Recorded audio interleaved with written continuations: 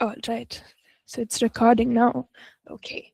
So in today's class, before we begin with anything, before we go further, we'll just take a very quick recap of the 5th chapter, because I do remember that we left it a little halfway before we closed for the holidays and things like that. So can somebody just briefly tell me, what do you remember about the 5th chapter and what have we done so far? Don't tell me about the case yet, but anything before the case?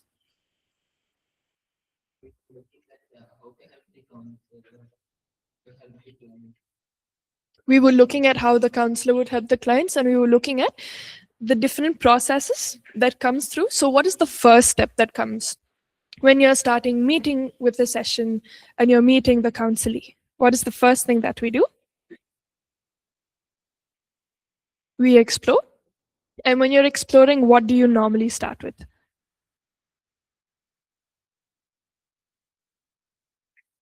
What is the first thing that you do when you see a person? They've come into your room, they've sat in the chair, and what do you tell them? You encourage them to speak, okay? So when you're encouraging them to speak, what do you ask them so that they give you answers? How they're feeling, okay? What are they doing and what was their background? Correct. What are they doing? What is their background? What are the different kinds of backgrounds that we need to keep in mind for when we're talking to them? That's on page 22. You can look at it and give me the answers.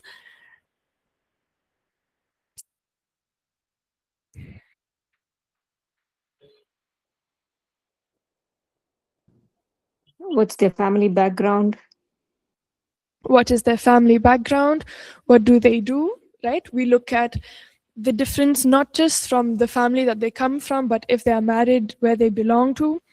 We are also looking at their occupation, their academic backgrounds, and just trying to get a very basic understanding of their structure and where they belong, right?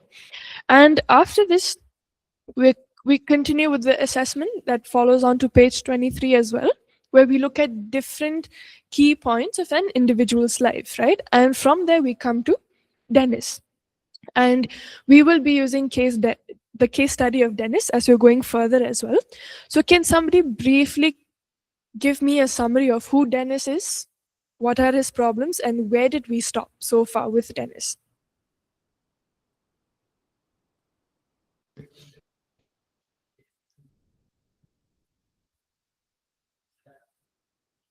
Mm.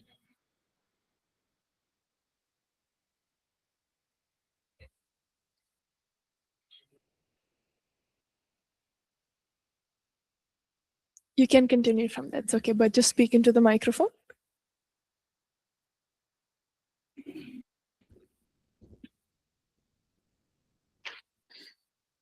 Dennis is student. He's doing engineering, but he's not studying, and because he don't like to study engineering, his family is pushing to him to do study, and he want to join rock band, and because it's not his interest, that's why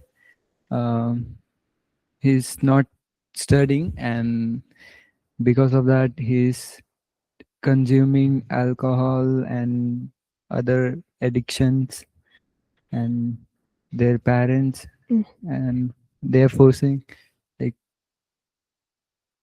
his behavior changing, and yeah. All right. And also teachers, they are telling you are not completing assignment and all. Yeah, I guess. Okay, very good, thank you so much. Everybody heard that? There was a very detailed, in-depth discussion, and he actually covered most of the main points. So the first thing is his problem with education. He does not want to study. He wants to be a musician. And because of that, he's gone towards addiction, mainly alcohol. And he's having problem focusing in his class, not being able to finish his studies. And another key thing is the problem with his father. That is another one more thing that's there, right? So what did we do so far with Dennis? So when we were looking at Dennis, the few things that we covered in the last class was to identify the different problems that Dennis has. And like most of you have said in the last class, the few main problems that he has was drinking, his academics, and meeting the expectations of his father. And in this aspect, we were also looking at the needs, right? What were the different needs of Dennis that wasn't met? And did anybody make a note of what those needs were?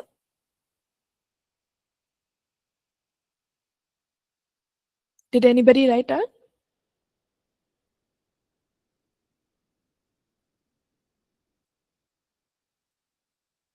Needs of self-worth, significance, and security, right? Do not forget these points, right? When you're touching upon Dennis initially in the first area of exploration, we are also looking at these three needs that wasn't met in Dennis, right? His self-worth, his significance, and security. And all of these three came from him not having a family to come to, not understanding where does he belong, right? All of these things are important for you to remember as you move forward, understanding his case, right? Then after that, we come to identifying what are his problem behaviors, what are the different areas that we have to look at, and what are the different goals that we have to do as counselors to help him get to a better place. And during these three things, what were the three key things that we were looking at then? Do you remember the cycle, which was in the chapter before this? Those three different aspects that motivates a person, what are those three things? Correct. Thoughts, behaviors, and feelings. All right. So after that, we were discussing further into what were these different thoughts, feelings, and behaviors that Dennis was having and how much of an impact these things were having on his life, why he was not able to function, and what were the different thoughts that he was thinking that made him do certain things, right? And we also reached goal setting, which was the second part, where we were trying to identify what were the different beliefs that Dennis was having that would help us understand him a little better so that we help him change what he's thinking through so that he's able to have better thoughts and be able to have better behavior after that, right? So now, before we continue, we stopped at, to be more precise, we stopped at page 27. Before we stopped at the C, like point number C, right? There's A, B, and C. So that was where we stopped in the last class, but of course I will pick this up from here again. But does anybody have any questions what we did up until now? Are you all clear? Did you read at least? Anybody read? Okay, no? The ones who are being honest, it's okay. You can be honest. Nobody read? Okay, quickly take a minute, just go through his case again. And if you've made notes in your book regarding the different things about Dennis, just quickly look through that. I'll give you 2 minutes to read, and then we will proceed further, okay? All right.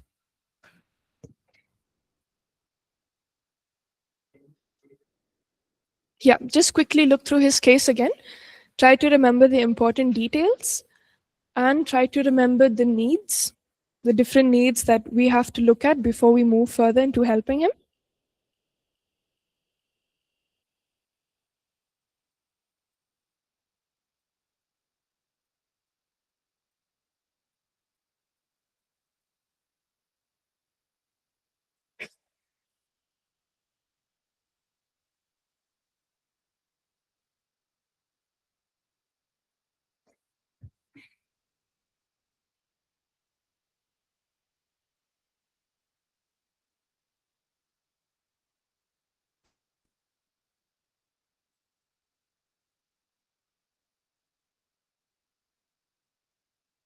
So a few things to remember is the different problems that we will have to look at and the different needs that Dennis has.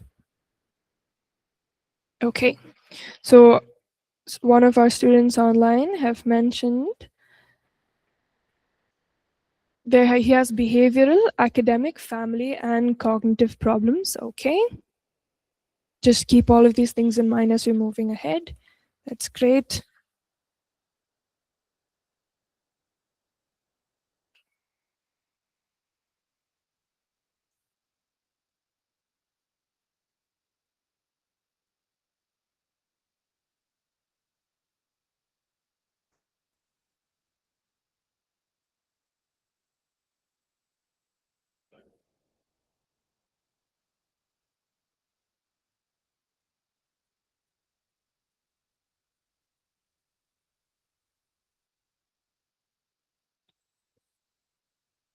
Okay.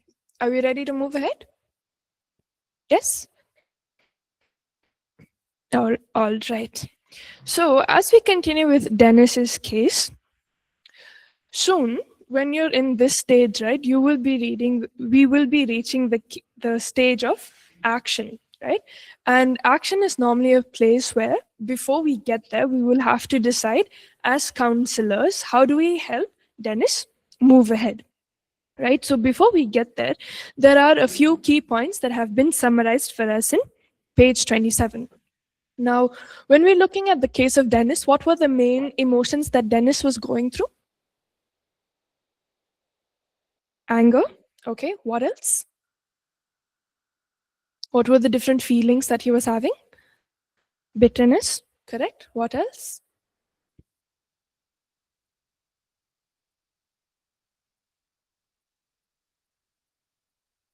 There is anger, there's bitterness. What else can you see?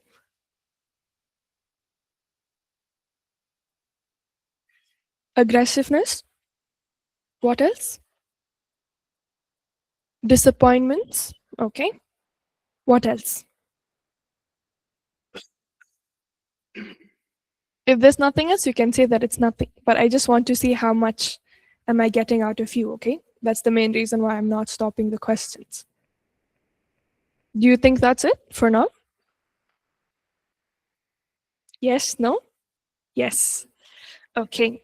Now, in what different areas is Dennis having problems in? Academics? Relationship with his father, okay? Physical health? Mental in what way? Mm. Right. So he's not able to cope up with his studies because of his addictions. Okay. And by psychological, can you please explain to me what you mean, David?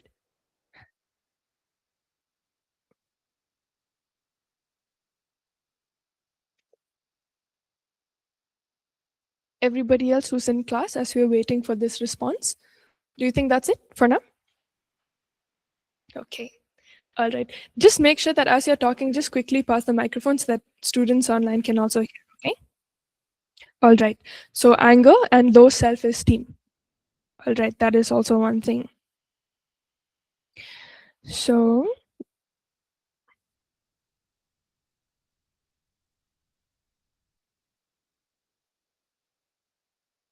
all right. So a message has come in the class. It says, one of my brother's friend, she wanted to study MBBS, but father forced her to study engineering, and she did finish with 95% marks and she got a job also, but went through the bitterness and depression phase for 4 years. She lost her job, and now she's recovering from depression, and she found out that she got cancer. That's a difficult space to be in, but I do hope that she's getting the help that she needs. Thank you so much for sharing her story. We would uphold her in prayer as we come towards the end, but thank you so much for sharing about this. And I do hope that she's getting the help that she needs. Okay. All right. So now as a counselor, these are all of the different things that we have understood about Dennis, right? Now, do you remember when we were looking at the previous stages? All right. Okay. So when we were looking at the previous stages, there are 5 different aspects of a person, right? We have the physical, the emotional, the rational, the volitional, and the spiritual part of a person, right? So when you're looking at Dennis, what are the different things that you're going to look at him physically, of the things that he needs to get in place? What do you think? Now, as a counselor, what are his physical needs that has to be kept in place? One thing that was already mentioned was his physical health, right? Because he's already drinking so much. What else? What else do you think? So if we are to check that, how do we check it?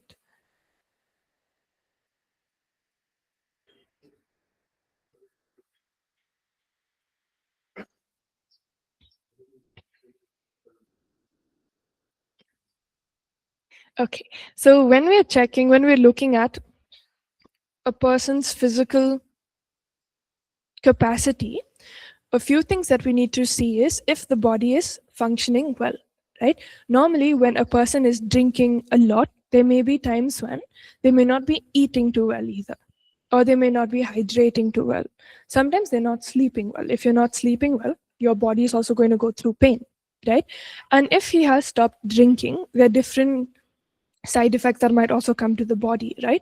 So when we're looking at why we need to take care of our physical body, we understand that our bodies are given to us by God. It houses the Holy Spirit, right? And if we're not keeping our bodies well, we're not keeping the temple of the Holy Spirit in a good place, right? Basically, it's a place where you're housing something that is so precious and that's so divine. It's important for us that physically also we're taking care of ourselves, right?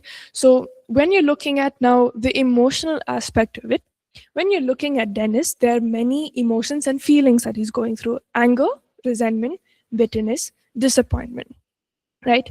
One of these things that we see in Dennis is that he is not willing to accept that any of these things are his problem. Initially, he's pushing everything to everybody else. He's like, I'm not the problem. My teachers are the problem. My father is the problem. People around me are the problem. I don't have a problem, right? But in the step before this, we had seen that Dennis had reached a place where he's understood that, yes, they are causing me some issues, but I also know that the anger is inside me, the disappointment is in me, the resentment that I have towards my father is in me. It has nothing to do with his dad, right? And when we're looking at cognitively, which means how he changes the way he thinks, this is where that entire cycle comes in. Like one of our students has said, thought, feeling, and behavior. That's where the rational part comes in, where you help him think a little differently and try to help him understand that, okay, see, these are also the different aspects that comes in, and this is how your thinking process works, which has been covered in the previous point. Now, one thing for us to remember is when it comes to volition, as much as we look at Dennis's case, as we move further, you will see that he will be making the right choice, because this is an example, right? Now, when we're looking at volition, we need to understand that every person still has a free will. The same way how God has given each of us to have a will to think of what we want to do next. This is something that we have to keep in mind when it comes to volition. Next, when it comes to the spiritual side of it, when you're looking at his sense of self-worth, where was his self-worth coming from for Dennis? Anybody remembers? Where does he see his self-worth coming from? Music.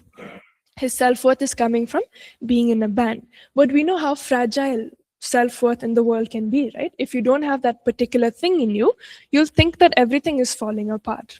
So our attention for him, to make him directed towards a certain place, is to make sure that his self-worth is rooted in God and God's word and his promises for Dennis, right? So after we understand all of these things, this will be a space where we're also trying to make him understand these things, right? And he would, through talking and through us helping him rationalize all of these things, he will come to a point where he's understanding that, and he has understood, right, that his anger is an issue. He has to look towards his drinking, and he needs to figure out how to deal with his academics at the same time deal with his music. He needs to figure out a balance. So once all of these things have been decided, we come to stage 3, which is action, right? And in the action stage is mostly where we try to help them set goals so that they can achieve many things, right? And in order for us as counselors to remember how we do that, there is a formula. It's not written in your notes. So as I'm saying, you can make a note of it, okay? They're called SMART goals, SMART. And it is an acronym, okay? They're called SMART goals, SMART. And S stands for specific. S stands for specific. M stands for measurable. M stands for measurable. A stands for achievable. A stands for achievable. R stands for realistic. R stands for realistic. And T stands for time bound. Time bound. TIME, time, BOUND, bound. And I'll be explaining what do these things mean, okay? So when we're looking at goals that we set, we are basically looking at SMART goals, right? Now, this is a very simple and easy acronym to remember. Specific, measurable, achievable, realistic, and time-bound, all right? So when we're setting goals, for example, when we are setting goals for ourselves, suppose I tell myself that, okay, I want to start becoming more healthy. What are the different things that I have to do? I can eat well, I can do so many things, but I need to focus on one, because the first thing is S, I have to be specific. Now, in order for me to be healthy, instead of food and exercise, I'm choosing exercise first. So exercise then becomes my specific, right? What would be my measurable goal? What exercise am I planning to do? Suppose I choose push-ups, right? So I will be measuring push-ups. How much? Maybe I tell myself, learn how to do 10 push-ups a day, right? And is 10 push-ups achievable? Yes, it's achievable, right? And it's also realistic. I'm not telling myself to do 100, right? And when I'm making it time-bound, I'm like, okay, in 1 week, learn how to do 10 push-ups. It's specific. You can measure it. It is achievable, and it's time-bound, which means in a week, I need to do an exercise, which is push-ups, and get it done, 10 of them, right? So now keep this in mind as we're running through with Dennis. Okay, so now when we're setting goals with our clients or with your counselee that comes in, it's very important that you do not push your goals on them. Because for us, from the outside perspective, it'd be very easy for us to understand that, okay, he needs to start studying to finish his academics. He needs to quit his alcohol so that he does not get into trouble. And he needs to learn how to develop better relationship skills, that he does not get into problems with his father and his teachers, right? But it's also important for us to remember that they need to make their own goals for themselves, right? Because if we're pushing our goals on them, we're taking away their free will, their volition, right? It's okay for us to guide them, but it's not right for us to push it on them like, okay, see, I think this is what you must do. Start doing this from today. That's not going to work, right? Because it's not something that they would want to do. So what we will have to remember is, if Dennis says, okay, I want to figure out a way, how do I stop my alcohol? What we can do is tell him, okay, these are the different things that you can do, which one, right? So if somebody wants to stop alcohol, if it's your friend or somebody, what are the few things that you'll tell them to do? If somebody wants to stop drinking,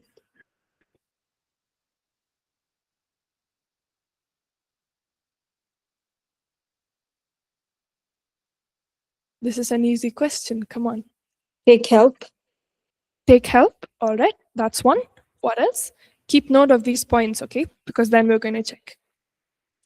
Maybe ask them the pattern of their drinking, like what day and what time of the day, or when. So a drinking person will have a pattern. So just learn that, and also like try to help with by knowing that pattern. Like if a person is like, so every day at this time I drink, Mm. So that time can be filled with something else Right. rather than drinking or uh, so we can help him like. Okay. Remember that point also. All right. Yeah, and Trying to. what causes him to drink Okay. at first point? Mm. What causes him to drink? His pattern of drinking, and to get help. All right. Now let's try to use these 3 points. Okay. First, we need to understand what causes him to drink. If so, we see that for him, college is the reason that he's drinking, right? So if college is the point that he's drinking, for example, if before he goes to college, that's the time that he's drinking. So that becomes his pattern. Before I go to college, I stop, I have something, and then I go to college, right? So now, like Vinay had said, that middle section is something that we will have to look at, right? To try to help him in that space. So what do you think could be the question that you ask him to help figure out that time frame in between college? So maybe you could tell him, all right, what is the road that you take to college? He may say, okay, I walk from this point A to point B, I drink, then I go to point C, college, right? So maybe the next question that we can ask him, is there another route that you can take to college to skip point A to point B? Right? So now that is one thing to help him just with himself, that he's walking through that, right? Next is another thing that we can also look at is, what are the different things that you can do to stop yourself from doing that, right? So maybe he could say, okay, I can seek help, right? So where does he go to seek help? We can tell him to go to an Alcoholics Anonymous, right? That's called AA. It's a group for people who are trying to get away from alcohol, and they usually have counselors there also who's helping them. It's usually a group of people doing it together, right? Or could he go to a rehabilitation center, right? Maybe if he's taken too much alcohol, he'll need to detox, right? And he can't just stop immediately, because then his body is also going to go through withdrawal symptoms. He might either throw up, he'll have shivers, he'll have tremors, he may not be able to eat, and he might also need some medical attention if he's taken too much, right? So when it comes to his drinking, a few of the things that we can look at is, how do we avoid him following those certain patterns and behavior? If it's in the morning, if it's in the evening, if he's using it as a way to cover up with so many things, he's using it to avoid many things, right? So what he can substitute that as well. Does he have friends that he can talk to? His hobbies, why does he can always go back to music also, right? He can try something new. So these are a few things that we can keep in mind, right? And in order for us to be able to do that, we need to understand, what is he thinking, right? If he's thinking that if I go to college, it's going to be too stressful for me and I'll not be able to handle that, now that is the thought that we would have to look at. So why is it too stressful for you? What is making it stressful for you? So he may say, I don't like having conversation with my teachers, I haven't finished my work, I do not submit them, and everybody is judging me. Suppose these are the 3 things that he's saying, right? So how would you deal with these sentences individually?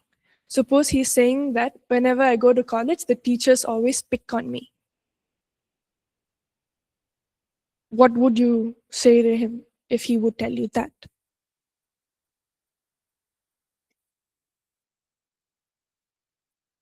What is his nature and his attitude towards his teachers? He's aggressive.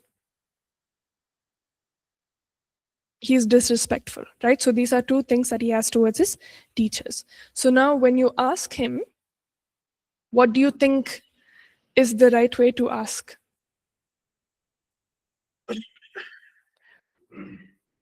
If he's saying, okay, whenever I go to college, teachers are always picking on me and I end up fighting with them all the time, maybe a question that we can ask him would be, all right, if this was to change, how do you think it could change?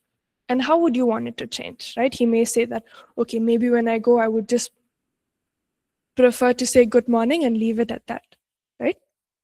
Then, okay, would you like to start by just saying a good morning to them politely and not being aggressive towards them and not shoving them or pushing them aside, right?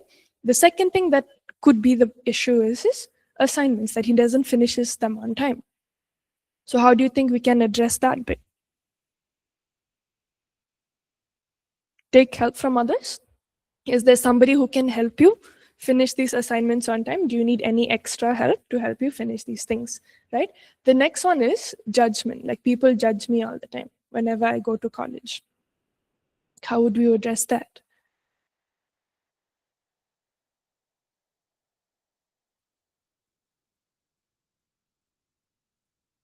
When someone judges somebody, what do you think are the words that people use towards them?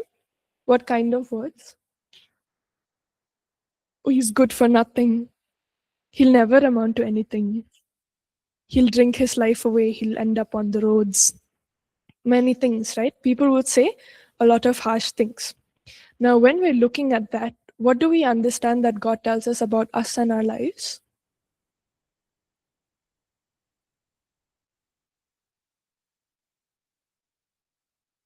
It's not in God's plan for us to be a drunkard on the road, right?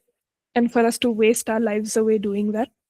So this particular aspect of these thoughts, right? This is where we encourage him with what God has told him about him. And that becomes the truth, right? He will be able to succeed. He will be able to get to where he's going to be. Why? Because God's plans for him are good, right? And all of the different truths that God has kept for him in his life, this is where they all come in, right? And how do we make this a practice? In order for us to understand, one main thing is we keep rereading God's word over and over again, right? Until it goes inside our head. For most of us, writing it down becomes easy. One of the things that we normally tell our clients when we're trying to do something new and we're trying to help them understand what is the truth, if they understand that, if they want to say that I am precious, I am loved, God loves me, we try to tell them, okay, write it down, put it in a place where you can see. Either put it in your mirror, put it in your bathroom, put it in the wall right next to your bed, so that that's the first thing you see in the morning, right? So that is something that you internalize so that you remember that. So anything else that comes if somebody says, you're so worthless, you'll not amount to anything, you'll be like, it's okay. I know that I'm worth something because God says so, right? So all of these things come during this stage, right? And the next thing is we have to develop daily reinforcements for them to be able to help do this thing, right? So if they're planning to set goals, for you as a counselor, you have to remember that they have to be specific and measurable, right? Now, in order for him to stop his drinking, how would you make that goal very specific and measurable and also time bound? Some of you have already given me this answer when we were going through this case.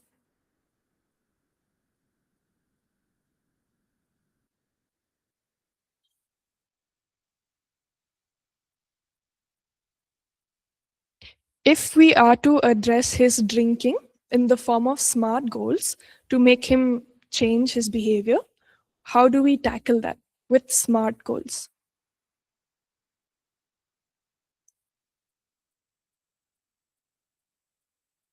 Not the get help part, there was another example, if you were paying attention.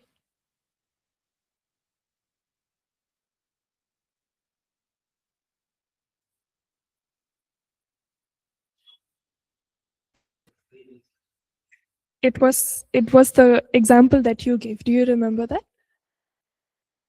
The pattern, right? So how do we make that specific? The specific one was his time. So how do we change that? Change the route, right? Try going through a different route for 1 week, see how it works. So what we're doing is we're tackling the problem, but then we're making it specific by changing the route for 1 week.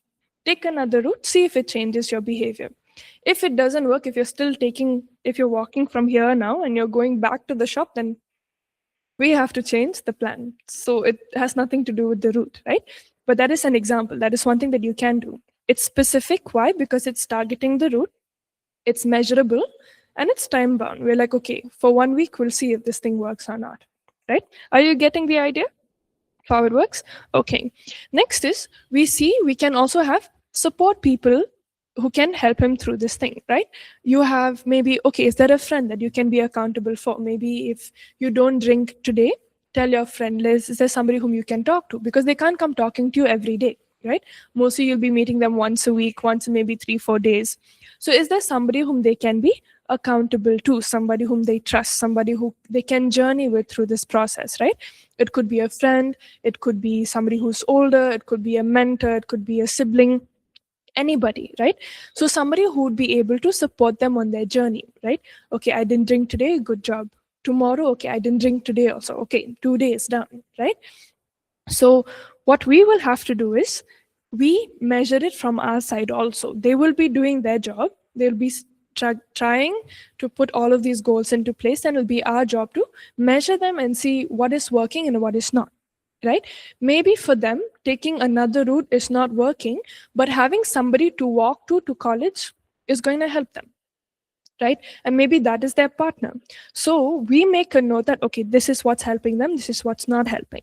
So stick to the one that's helping and help them strengthen that. Like, okay, are there more people that you can walk to college with before and after, so that you don't do that, right? So these are the different things that we can keep in mind. So if you look at the last section of page 28, we look at the different things that we can do. One is find an accountability partner, and if you stay clean for 2 weeks, there's a reward waiting for you, right?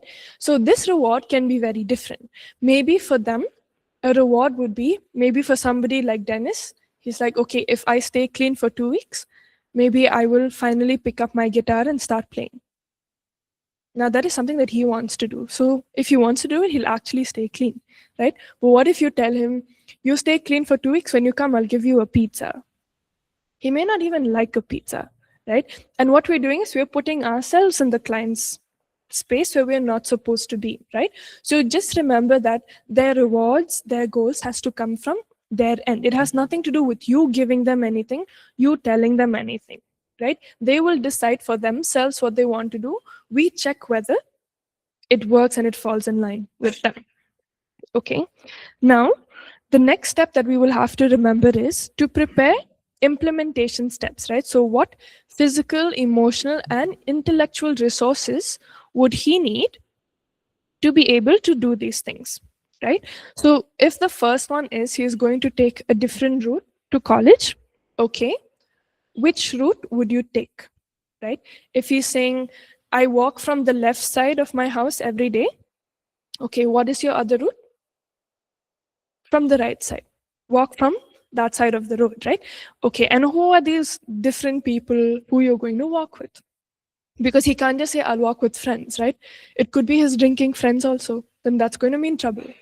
So if you're looking at these different people, okay, who are these other people that you're walking with? Help them simplify the problem. Like, don't leave it vague for them, right? If they're changing their route, okay, which route would you take? You're taking the left. Who are these friends that you're planning to walk with? Maybe they'll say, okay, let me walk with Andrew and John. I'll go to college with Andrew. I'll come back with John, right? It could be that way. So once all of these things are happening, when he comes back to the session next, ask him, how did it go? Did it work going with Andrew? He might say yes. He said, when I came back with John, John left me halfway and then I started thinking again. I went back. Right? So when they come back with all of these things, it'll be important for us to keep an account to remember why. Because once we understand where he's slipping, we would be able to help him, right? And there is this part where you confront them with love if they've done something wrong, right? Asking the truth and correcting them in love. So there's a high chance whenever we're dealing with people who are struggling with substances, that initially in the first few weeks when they're trying it out on their own, if they're not in a rehab, they will slip. Most of them do, right? It's a very small percentage of people who don't slip when they're going through these things, right? So when they're slipping, okay, what do we do next, right? If he has said that, okay, maybe the route is not working or it's too strong for me, I can't do it alone, right? Then we tell him to, okay, do you think what could be the next steps? Maybe he could say, maybe I could check out a rehabilitation center. Now, where you come in is if he's clueless as to which rehabilitation center to go. Maybe you can guide him, look, these are the 3 different places, you can go check them out and see. Right? So when we're dealing with addiction cases, remember that people can slip, they can happen at any time. Maybe he might be doing well for 2 weeks, and then maybe there's an exam coming up and he's not sure how to study, he doesn't have the notes, gets stressful, goes back and drinks again. Right? Now, in that case, it's not on us to be frustrated and be like, you were fine for 2 weeks, what are you doing now? Right? It doesn't work like that. Ask him what happened, what made you stressful, and he's saying, and if he says exams are not there, okay, did you get your notes? Is that what you need? And he may say yes, like, okay, so where do you get the notes from? How can you get them? Right? So it's a very long, continuous process of asking them what do they want to do, how do they do it, right? We may know all of the answers, that's there, but we do not provide them with the answers. Sometimes it'll come a point where if they're absolutely clueless, little bit, we may have to push them in a certain way, right? But most of the times they would genuinely come up with their answers on their own. And you'll start seeing this as you start practicing. And when we do a few more exercises ahead, okay? Next is we will come to the last stage where we are terminating the counseling relationship, which means the relationship would come to an end. He will no longer be your counselee and you will not be meeting him as a client anymore, right? So how does this work? When both you and the counselor have come to a place where you've understood that you don't need further counseling anymore.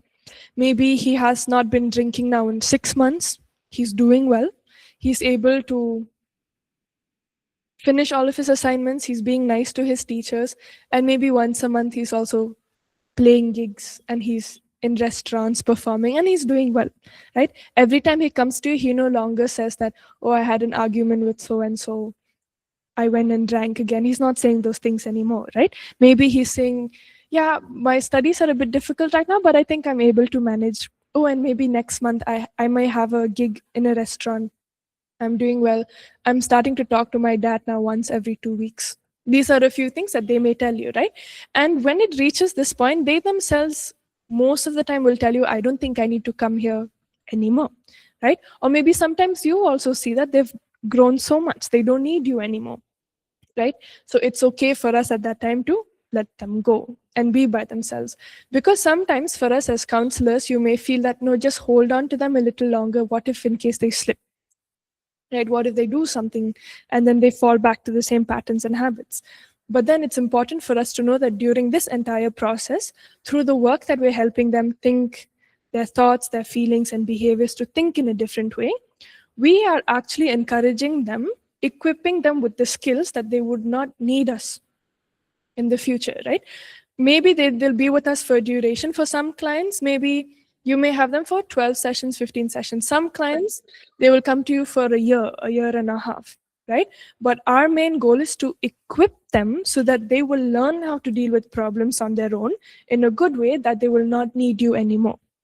It's very ironic. They come to you for help and then you make sure that they don't need you anymore after that, right? But this is the process, right? We help them help themselves, that they realize that they don't need us anymore. And then they deal with things on their own, right? So at the end of it, if you look at it, Dennis has a very good story. He's been dry for a year. He's making good grades. His self-esteem has improved. He's joined a rock band.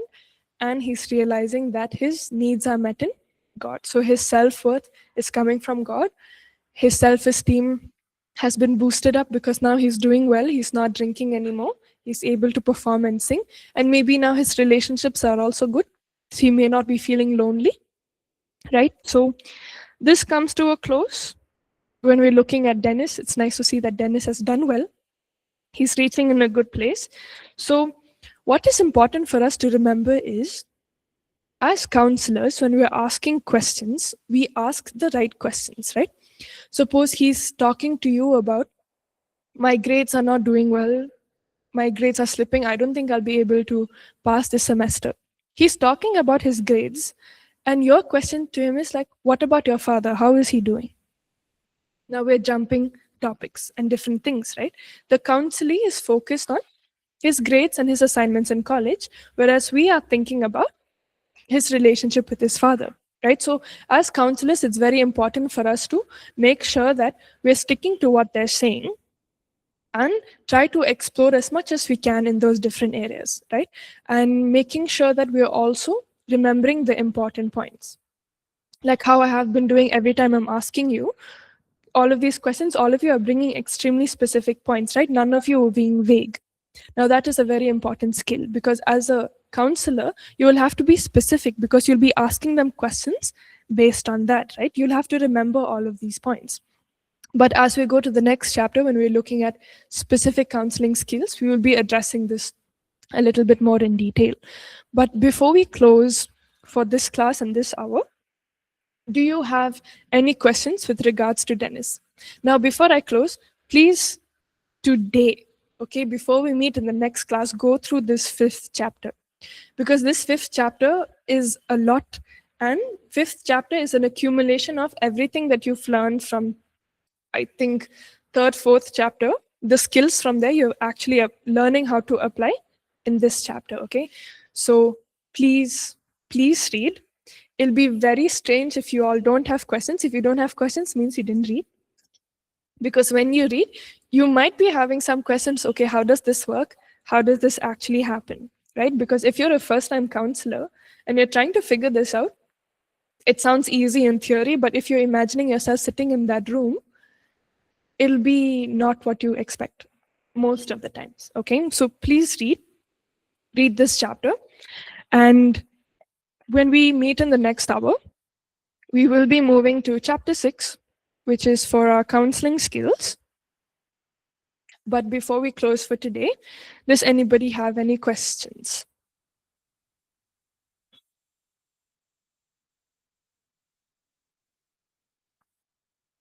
Maybe you may not have questions today, but I am expecting questions in the next class.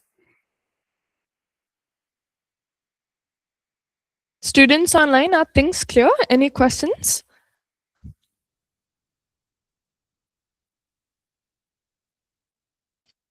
Ma'am, let us go through the subject once again. So in the next class, I think we'll have some questions. Yes, sure.